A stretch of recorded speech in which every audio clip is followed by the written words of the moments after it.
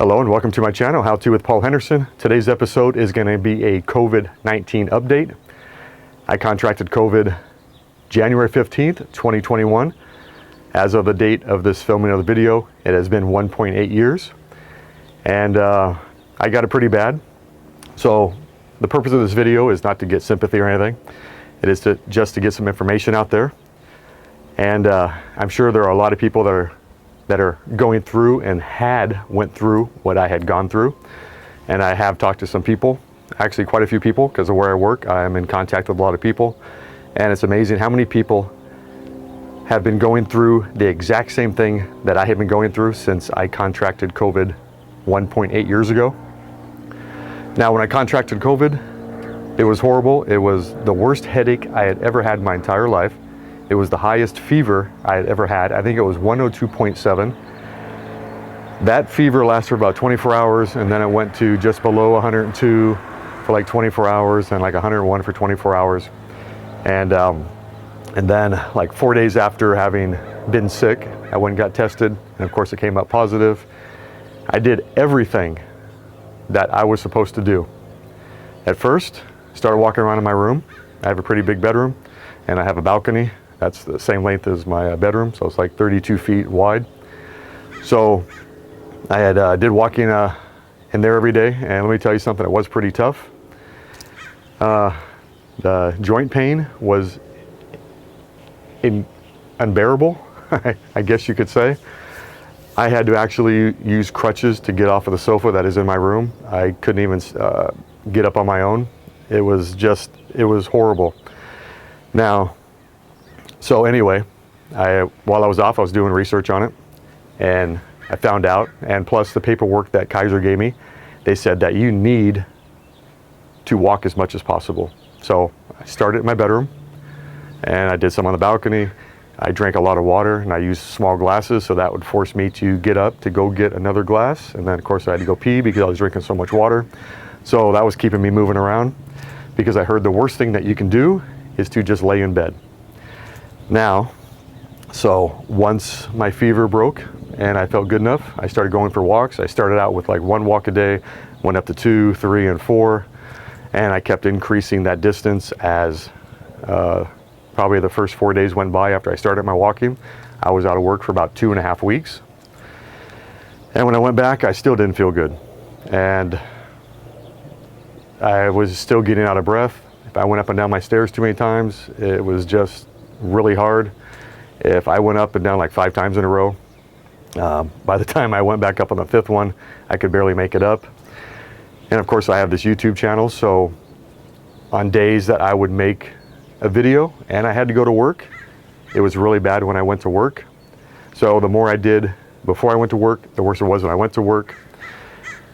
And it's amazing how many people think that you're either lying when you say you're having a hard time breathing because you're standing up and you're alive. They think you're fine, and it's not the case.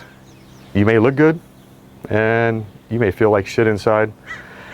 I did buy a little finger oxygen tester, and my oxygen level was pretty normal, I guess. It was like, I think the lowest it went down to was like 93, 94. So then it would jump up to 96, 97, 95, just kept going back and forth.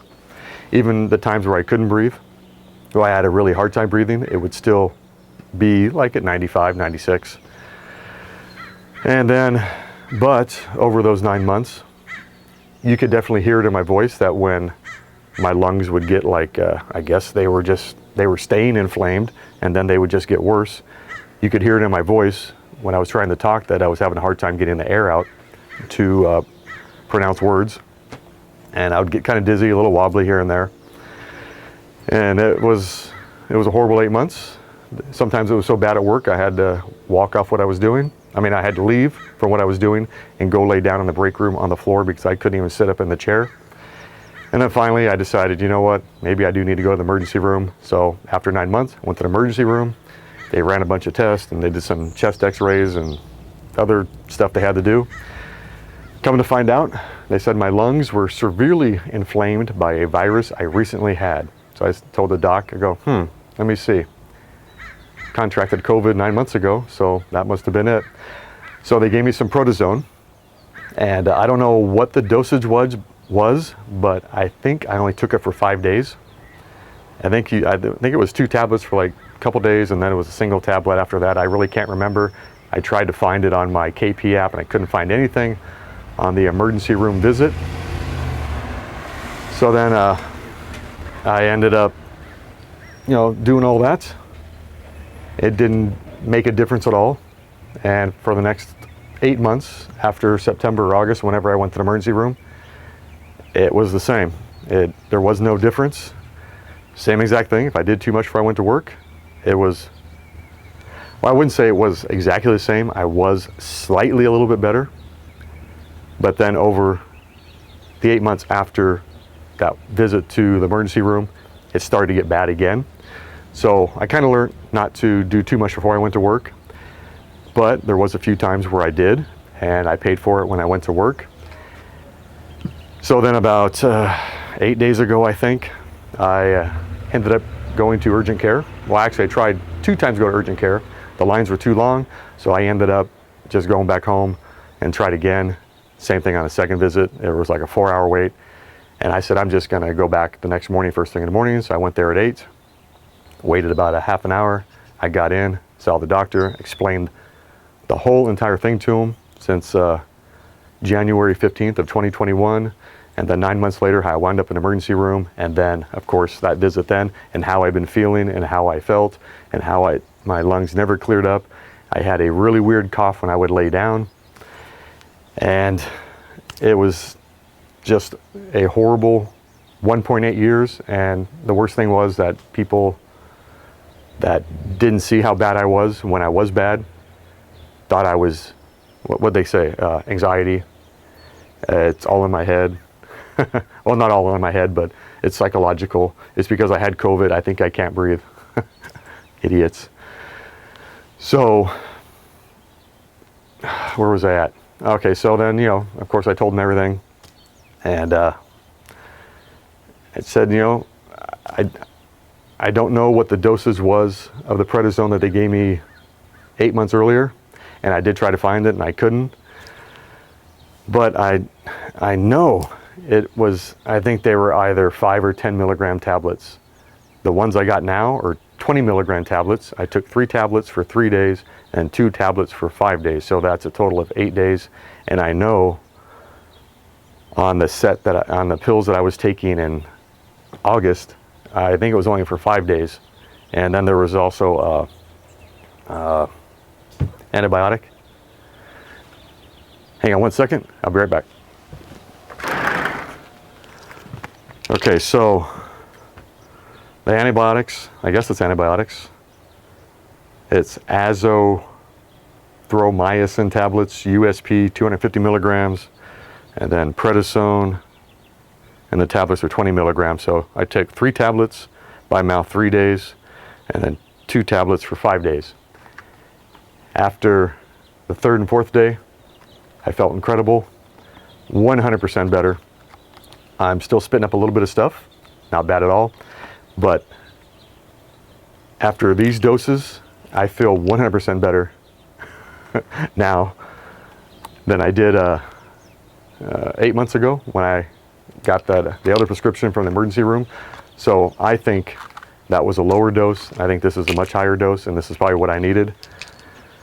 And I don't know why I waited so long to go back to urgent care. Actually, a few days before I was going to go to the emergency room because it was really bad, but I ended up putting it off. I figured, well, I'm still standing up, so it can't be too bad.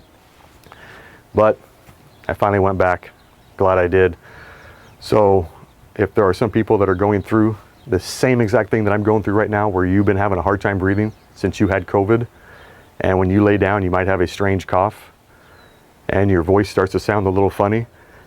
I don't know, to me, that just seems like, you're not being able to take in the oxygen to breathe right. If you can't breathe right, the words aren't going to come out right. And it just sounded funny, but I sound perfect now. I put it to the test last week, after, I think on the 3rd day after taking the first 3 tablets for 3 days. I went out there, washed my truck fast as I could, went up and down my stairs a few times, went back down, finished up the truck, went back upstairs, did a few things, but very quick. I didn't take my time. Went back down, did a spray wax. And if you watch that video of me washing and waxing my truck, I think that was a different video. Anyway, then I didn't videotape this one, but I went down and I I washed my truck, did a bunch of stuff, and then I went back and I decided I'm gonna go ahead and do a spray wax, and all I was out of breath. And that is like totally normal. And then I've been going for walks, and I've been going for extra walks, nothing. It's totally incredible. So what I think happened was, I think they gave me a higher dose of prednisone and antibiotics, and this is exactly what I needed. So maybe if you're going through the same thing, you need to insist on a much higher dose of prednisone. So that means that my lungs were inflamed for 1 year, 8 months, so hopefully there's no permanent damage. And just so you know, I did read up, and if you end up having COVID and you just lay around, those are the people that are more likely to wind up in the hospital on a ventilator. And to this day, I swear, if I didn't force myself to go for those walks every single day, I would have been one of those people.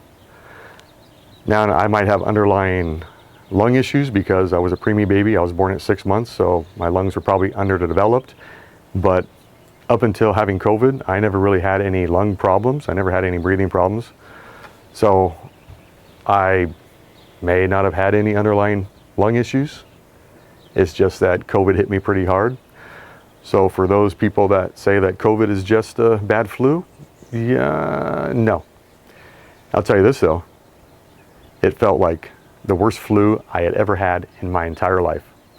And I've had some pretty bad flus, and I've always gotten over them after a couple weeks. This, 1 year, 8 months later, finally, I'm over it, and it's only because of the higher dose prednisone and antibiotics. So that's it for the video.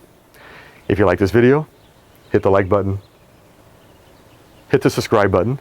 That really helps out my channel, and the bell icon, and you'll get notifications as new videos come out. And I did just recently sign up for super stickers. So if you click on the super sticker button, which is below this video, you can make a small donation. It helps support my channel, and all the money I get from AdSense I put right back into my channel. I buy stuff for my truck to do little videos on, and I also get a few free items. I got a free phone to do a review on a while back. I just got a new dash cam from Reichler to do a review video on. So right after this video, I'm going to go downstairs and install that camera in my truck, because next week I'm on vacation for 12 days, and I'm going to do a little test with it and take some video footage, and then I'm going to go ahead and do a video on that. So hit like, subscribe, bell icon, and if you want to help out my channel, tap on the super sticker and make a small donation. Have a good day, and may your lungs stay free. No. May your lungs suck in nice, clean, fresh air. God, I'm so happy. I feel so much better. This is incredible. So basically, I needed a higher dose of prednisone. Now, I don't know why they didn't give me a higher dose to begin with. I don't know if... I know steroids are bad for you, and they don't really like giving them out. So maybe they like to try a lower dose first and then go up to a higher dose. So this isn't Kaiser's fault. It's mine. I should have went back sooner, and I should have did some research, and I should have like maybe insisted that they give me a higher dose, and maybe they would have, maybe they wouldn't have. I don't really know. But the most important thing is they did, and I feel awesome. Have a good day, and see you in the next video.